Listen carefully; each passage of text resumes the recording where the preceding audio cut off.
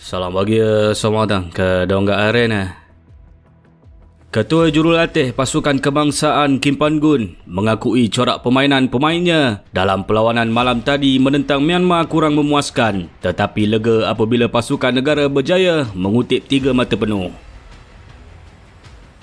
Dalam perlawanan bagi kumpulan B, saingan Piala AFF itu, skuad Harimau Malaya berjaya menewaskan pasukan tuan rumah dengan keputusan 1-0.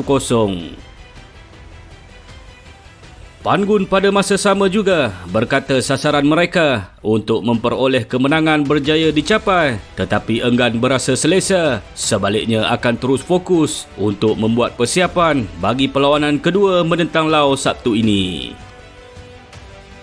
Pan-gun turut mengakui terdapat kelemahan dalam pasukan dan beliau dan barisan kejurulatihan akan melihat dan membuat penilaian untuk cuba memperbaiki segala kelemahan dalam masa terdekat ini. Dalam pada itu, wira buat skuad negara malam tadi adalah penjaga gol Shihan Hazmi yang berjaya menepis sepakan penalti pemain Myanmar pada penghujung perlawanan bagi memastikan tuan rumah tidak mendapat sebarang mata. Shihan walau bagaimanapun enggan mengambil kredit di atas kejayaan menyelamatkan sepakan penalti tersebut, sebaliknya berkata ia adalah hasil usaha satu pasukan. Tambahnya, kemenangan malam tadi akan menjadi pembakar semangat buat dirinya dan rakan sepasukan untuk terus konsisten sepanjang kejohanan ini supaya mereka dapat mara sehingga ke peringkat seterusnya. Sementara itu, tonggak pertahanan negara Kuzemi PE berkemungkinan besar terpaksa melupakan baki saingan di Piala AFF kali ini selepas kecederaan yang dialaminya ketika membantu pasukan negara mencatat kemenangan sulung malam tadi. Walaupun berjaya merekodkan kemenangan, namun ia turut diselubungi oleh kecederaan yang menimpa pemain bek tengah berusia 29 tahun berkenaan. Berita mengenai keadaan Kuzemi dikongsi oleh wartawan Astro Arena iaitu Zulhelmi Zainal Azam melalui satu hantaran di laman Twitternya malam tadi.